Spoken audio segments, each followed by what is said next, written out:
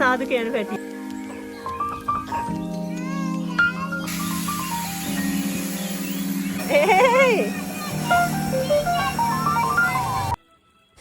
ආයිබෝවන් අපේ V7 family එකට ඔයාලා හැම දිනෙකම බොහොම ආදරෙන් පිළිගන්නවා. ඉතින් මේ මාසේ ඒ කියන්නේ සැප්තැම්බර් 10 වෙනිදා පොය දවසේ අපේ ගමේ ඒ කියන්නේ පිටිගල මේ අම්මලා සූදානම් කරලා තිබුණා පන්සලේ ස්වාමින් වහන්සේලා වඩම්මලා ගෙදර දානයක් දෙන්න. ඉතින් මේ දානය ඇත්තටම ලොකුවට සූදානම් කරේ නැහැ. මොකද අපේ ළඟම ඉන්න ඥාති කීප දෙනෙක්ට විතරක් කියලා ලෑස්ති කරගත්තා. මොකද හදිසියෙන් ප්ලෑන් කරලා දානයක් දුන්නොත් හොඳයි කියලා හිතුණා. මොකද මගේ ආච්චිලා දෙන්න, සීයලා දෙන්න, ඒ වගේම අපේ හස්බන්ඩ්ගේ තාත්තා, ඊට පස්සේ අපේ බාප්පා, ඒ වගේ නැතිවෙච්ච කීප දෙනෙක්ම ඉන්නවා. ඉතින් මේ හැම කෙනෙක්ම මතක් කරලා ඉතින් දානයක් දෙන්න උනොත් හොඳයි කියලා කල්පනා වුණා. ඉතින් ඒක නිසා අපේ හස්බන්ඩ්ගේ අම්මට කියලා මාතර පදමට අපි මාළු ඇඹුල් තියල් එක මෙහින් හදාගත්තා දානට අවශ්‍ය කරන. ඒ වගේම ඒ ඇඹුල් තියල් වලට ගෙන ආපු මාළු වලින්ම මාළු ටිකක් තම්බලා අරගෙන දානට අවශ්‍ය කට්ලට් ටික හැදුවා. ඉතින් කට්ලට් අර බිස්කට් කුඩු වල දවටන්න කලින් පාන් පිටි වල මෙන්න මේ විදියට හොඳට දවටලා ගත්තාම කට්ලට් එක පුපුරන්නේ නැතුව ලස්සනට අපිට බෙද ගන්න පුළුවන් වෙනවා.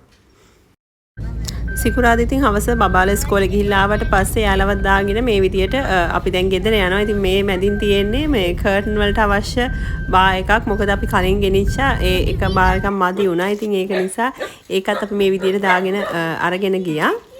දැන් ඉතින් ගෙදරට ආවා. ඉතින් අපේ ගෙදරට එනකොටම පිළිගන්න දෙන්නෙක් ඉන්නවා දැන්. අපේ බව්වෝ දෙන්න.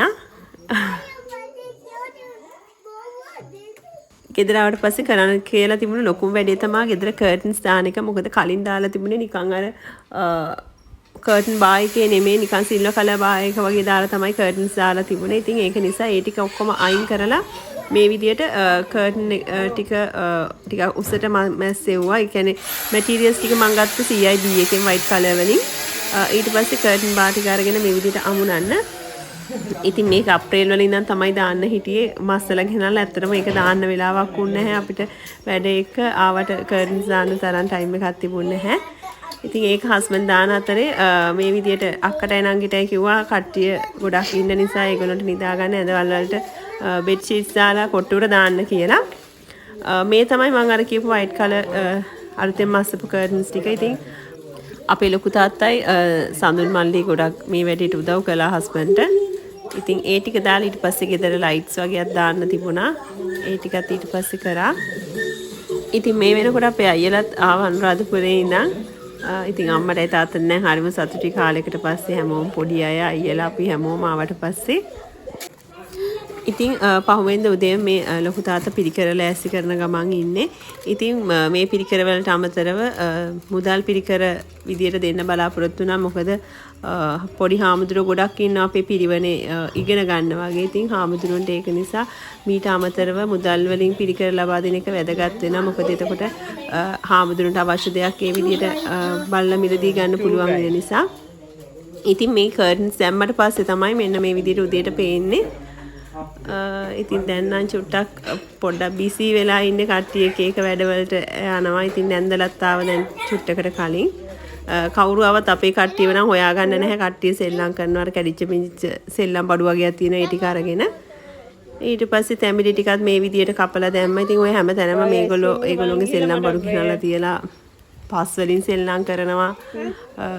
උදේ ඉඳන් මොනවද අයිස්ක්‍රීම් කීකී මල් කඩ හදනවා. ඔන්න බලන්නකො මොකද්ද නිතු මට පෙන්නන්න එකයි යන්නේ කියලා අපි යකි. අපේ ගෙදර ඉස්ස පරණ අයිස්ක්‍රීම් කප් වගේකට කට්ටිය අයිස්ක්‍රීම් හදලා. Rainbow one, blueberries, raspberries, vanilla, strawberry and chocolate. good. දැන් මේ ටික ක්ලීන් කරන්න පැටියෝ. ඉතින් මේ තියෙන්නේ පාවිච්චිට ගන්න නැති පරණ බඩු වගේම මෙයාලගේ කැරිච්ච බින්දිච්ච සෙල්ලම් බඩු දාලා තියෙන කාමරේ. ඉතින් ආවට පස්සේ මේ කාමරේම ආයි අනිත් පැත්තම ගහනවා. මේගොල්ලෝ ඔක්කොම සෙල්ලම් බඩු ටික අදිනවා. ඒ ඔක්කොම එළියට අරගෙන ගිහින් ඊට පස්සේ සෙල්ලම් කරනවා. ඉතින් උදේ ඉඳන් හස්බන්ඩ් හොයාගන්නත් නැහැ. එයා ඒ තරම් බිසි වැඩ කටයුතු එක්ක. මමත් ඉතින් කුස්සිය උයන පියන වැඩ කටයුතු වලට උදව් වෙලා ඊට පස්සේ පොඩි අයට බත් කවලා යාළුවා වොෂ් දාලා ලෑස්ති කරගත්තා. මොකද දැන් හාමුදුරුවෝ වැඩම කරපු නිසා. ඉතින් පොය දවස වුණත් අපේ ගමේ පන්සලේ කියන්නේ ගංගාතිලක පිරිවෙනේ නායක හාමුදුරුවෝ රේවත හාමුදුරුවෝ වගේම අවට පන්සල් තුනක ඒ ලොකු හාමුදුරුවෝ ඔක්කොම වැඩම කෙරෙව්වා. ඒ කියන්නේ මැටිවිලිය පන්සලේ හාමුදුරුවෝ ඒ වගේම කරව්ව පන්සලේ ලොකු හාමුදුරුවෝ ඒ වගේම පැලවත්ත පන්සලේ ලොකු හාමුදුරුවෝ ඉතින් වැඩම කරවලා තිබුණා. ඒ වගේම වලල්ලාවිට පන්සලේ සුනන්ද හාමුදුරුවෝ වැඩම කරන්න නියමිතව තිබුණත් පොය දවස නිසා පන්සලේ හදිසියෙදිච්ච ඒ කටයුතු නිසා හාමුදුරන්ට වඩින්න වුණේ නැහැ. ඉතින් මේ විදිහට බොහොම සීමිත පිරිසක් සම්බන්ධ කරගෙන ඉතා ඉක්මනින් දානයක් දෙන්න ලැබුණා. කියන්නේ හරිම සතුටුයි. ඉතින් අපේ පන්සලේ රේවත හාමුදුරුවෝ කියන්නේ අපේ අම්මා තාත්තා එකට ඉස්කෝලේ උගන්වපු එකට ස්ටාෆ් එකේ හිටපු හාමුදුරුවෝ නමක්. ඉතින් සමකාලීන ඉතින් හරිම සතුටුයි හාමුදුරන්ටත් හරි සතුටුයි කට්ටිය මේ විදිහට දැක්කහම වෙනද අපේ ගෙදර අවුරුද්දට දාන දෙකක් දෙනවා පෙබරවාරි වෙලයි අගෝස්තු වෙලයි. ඒ කියන්නේ අපේ ආච්චි සීයයි ඒගොල්ලෝ මතක් කරලා. නමුත් දැන් අයියයි මමයි දෙන්නම ගෙදර නැහැ මැරි කරලා ගිහිල්ලා. ඉතින් ඒවා නිසා ඊට පස්සේ පහුගිය කාලේ තිබුණු රටේ වාතාවරණයත් එක්ක ඉතින් දාන දෙන්න උනේත් නැහැ. මොකද අම්මට තාත්තට දැන් ඉස්සර වගේ දේවල් කරන්නත් අමාරුයි. ඉතින් චුට්ට දවසක් අපිට මේ විදිහට මග ඇරිලා තිබුණේ. ඒක නිසා තමයි කලබලෙටම මේ විදිහට අපි ලෑස්ති කරගත්තේ. කෙනෝ කොච්චර කරත් අපේ කෙනු බබව එක තැනක තියාගන්න බෑ. මොකද අර බල්ල පූස දැක්කහම යාලා පස්සේ දුවන්න ගන්නවා. ඉතින් මේ විදිහට ෆෝන් එක පොඩ්ඩක් අතර තියලා එයාව චුට්ටක් තියලා තිබ්බක්වත් එක්ක මේ හාමුදුරන්ට දාන බෙදන අතරතුරදී ඉතින් හාමුදුරන්ගේ ධර්මදේශනාව අතරතුර සැරින් සැරේ කෙනුගේ වැඩේ හාමුදුරන්ට වඳිනවා. ඉතින් හාමුදුරන්ටත් ඔළුව අත ගන්නවා ඉවරයක් නැහැ මෙයාගේ වැඳිල්ලට. පස්සේ බැරිම තැන හාමුදුරුවෝ කිව්වා අපිත් එක්ක පන්සලට යම් පබා දවසෙම වැඳ වැඳ ඉන්න පුළුවන් පුතාට පන්සලට ගියොත් කියලා. හාමුදුරුවෝ නැවත පන්සලට වඩින්න ලෑස්ති වුණාමත් මේ විදිහට හාමුදුරුවෝ ගාවට ගිහිල්ලා ඒත් වඳිනවා හාමුදුරුවන්ට.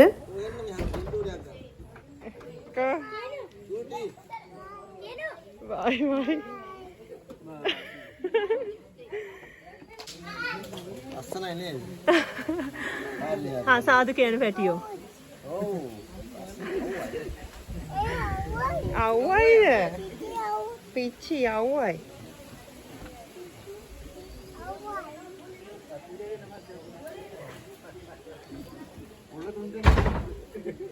पढ़े नहीं क्यों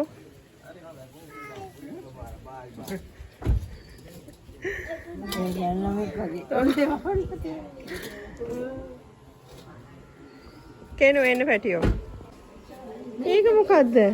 ඒකත් අහන්නකෝ අම්මේ.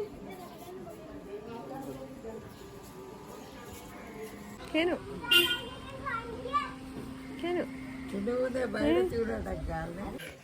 හාමුදුරුවෝ පන්සලට වඩම්මපු ගමන්ම මුලින්ම මම කරේ පොඩි පස් දෙනාගේ සුදු ඇඳුම් ටික ගලවලා අයින් කරපු එක. මොකද මම දන්නවා මේ කට්ටිය නටන්න ගියාම කොහොමද කියලා මඩවල් වෙලයි වතුර වලවල් වෙලයි නටන්න ගන්නවා. ඉතින් ඒක නිසා ඇඳුම් ඊට පස්සේ මඩ යවා ගන්න බෑ. මඩ ගෑවුනාට පස්සේ මේ ඉන්නේ මගේ අයියා. එයයි එයාගේ චූටි බබායි. ඉතින් බබා අපේ කෙනු බබාට වඩා මාස 3ක් බාලයි. ඒ කියන්නේ දැන් අවුරුදු 2 මාසයක් වගේ වෙන්නේ බබාට. කාලෙකට පස්සේ අපේ නැන්දලා මාමලා ලොකු අම්මලා පොඩි මාමලා කට්ටියම මේ විදියට එකතු වෙලා පොඩි chat එකක් දාගෙන ඉන්නවා.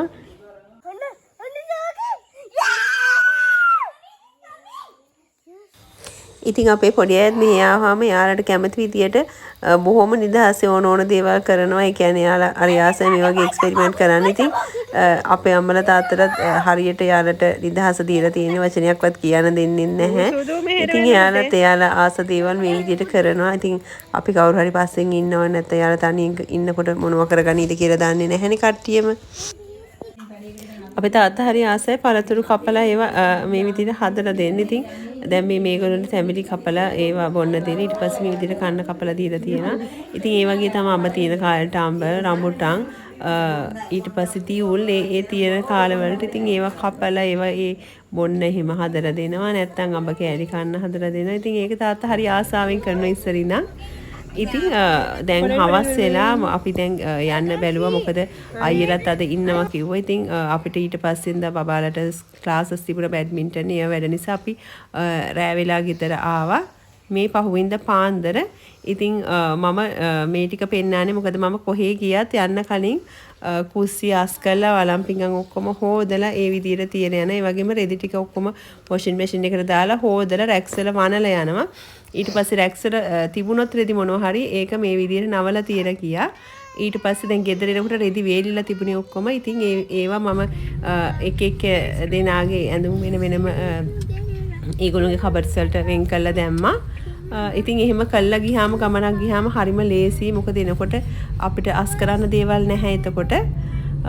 ඊට පස්සේ මෙයාලට බැඩ්මින්ටන් තිබුණා. කට්ටියව බැඩ්මින්ටන් එක එක්කගෙන ගිහිල්ලා ගෙදර එනකොට චුට්ට දුරයි ගියේ. ඉතින් ඒ වුණාට සුදුට බැඩ්මින්ටන් නැහැ. ඉතින් එයාත් අපිත් එක්ක නැගලා ආවා. එයාට එනකොට නිින්ද ගිහිල්ලා. මොකද කලින් දවස් දෙකේම ඉතින් පොඩ්ඩක් මහන්සිලා හිටියා. ඉතින් ඒක නිසා මේ ඒ චුට්ට දුර විනාඩි 10 දුර ගිහින් එනකොටත් එයාට නිින්ද ගිහිල්ලා. රටේ පහුගිය කාලේ තිබුණු වාතාවරණයත් එක්ක ඇත්තටම මගේ බතික් ව්‍යාපාරේ තාම මම හරියටම පටන් ගත්තේ නැහැ. ඊට පස්සේ මොකද ලාම්බු තෙල් ඒ වගේම අනිකුත් අමුද්‍රව්‍ය හොයාගන්න තියෙන අපහසුව ඒ වගේම ඒවයි මිල ගණන් ඉහළ යාම ඒවා හේතු කොටගෙන ඉතින් ඒ වුණාට මගේ මේ ළඟම අක්කලා දෙන්නෙක් ළඟදී ඉංග්ලන්ඩ් වගේම ඕස්ට්‍රේලියාගේ. ඉතින් ඒ දෙන්නට ඕනෙමයි කියලා කොහොම හරි යුනිවර්සිටිස් වලින් කියලා තියෙනවා මෙහි කොස්ටියුම්ස් වලින් ඒව අරගෙන එන්න කියලා. ඉතින් ඒක නිසා ඒගොල්ලන්ට බතික් කරගන්න අවශ්‍ය වෙලා තියෙනවා. ඉතින් ඒක නිසා මම මේ දෙගොල්ලන්ට විතරක් මේක කළා. ඉතින් මම මේ කිව්වේ මගෙන් ගොඩාක් දෙනෙක් අහනවා බතික් අයිටම්ස් ගැන මෙසේජ් කරලා කොහොමද කියලා මගේ පේජ් එක හරහා. ඉතින් තවම මම ඒක හරියට පටන් අරගෙන නැහැ. ඒකයි මම මේක ඔයාලට පෙන්නුවේ. ඉතින් නැවතත් බතික් වැඩ මම පටන් ගත්තට පස්සේ මම ඔයාලට ඒ ගැන නැවත පෝස්ට් එකකින් දැනුම් දෙන්නම්. ඉතින් දැන් මගේ අයිටම්ස් ටික දැන් රෙඩි කරලා තියෙනවා. ඒක අරගෙන යන්න මගේ අර යාළුවා එනවා කිව්වා. ඉතින් මම පොඩ්ඩක් එයාලා එනකම් බලාගෙන හිටියා. ඒ අතර ඉතින් හස්බන්ඩ් අරගොල්ලෝ බැඩ්මින්ටන් එක්කගෙන ඇවිල්ලා මේ විදිහට හවස් වරුවේ වාහන හොදන්න ගත්තා. ඉතින් එයාලා වාහනේ හොදනවා කියන්නේ කට්ටියම ගේට් එකකින් එළියට පැන ගන්නවා. ඉතින් එළියට පැන ගත්තාම ඔක්කොම එළියේ නටනවා, මඩ නානවා, වැලි නානවා, වතුර සෙල්ලම් කරනවා. ඊට පස්සේ ආපහු කට්ටිය හොදලා ගන්න තව සෑහෙන වෙලාවක් යනවා. සෙනසුරාදා ඉරිදා කියන්නේ කොහොමත් අපේ ගෙදර වැඩ වැඩි දවස්. ඉතින් මේ වගේ එක සතියෙම එකතු වෙලා තියෙන ක්ලීනින් වැඩ ඊට පස්සේ බඩු අවශ්‍ය මේ අඩුපාඩු තියෙන මොනවද කියලා හොයලා බලලා ගේන වැඩ ඒ ඔක්කොම කරන් තියෙන සෙනසුරාදාට.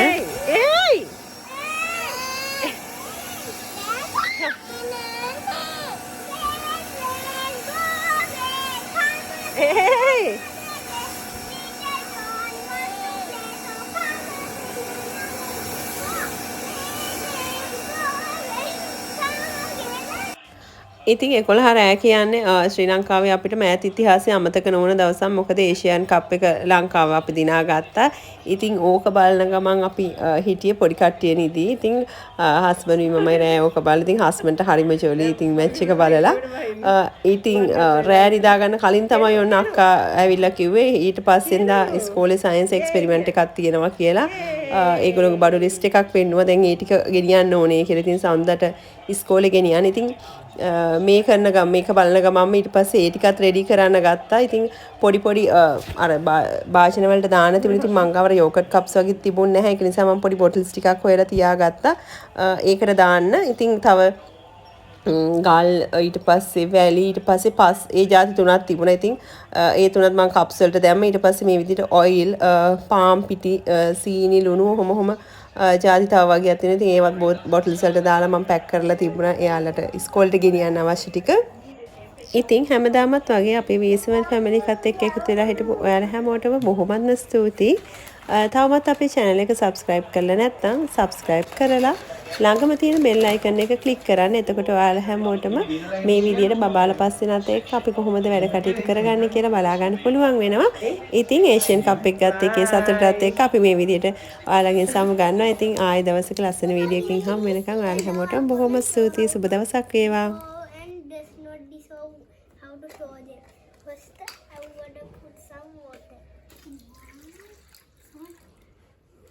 Next I'm going to put some more. Just sugar. sugar. These next. These. I'm going to check if the tiny cubes are still inside the water.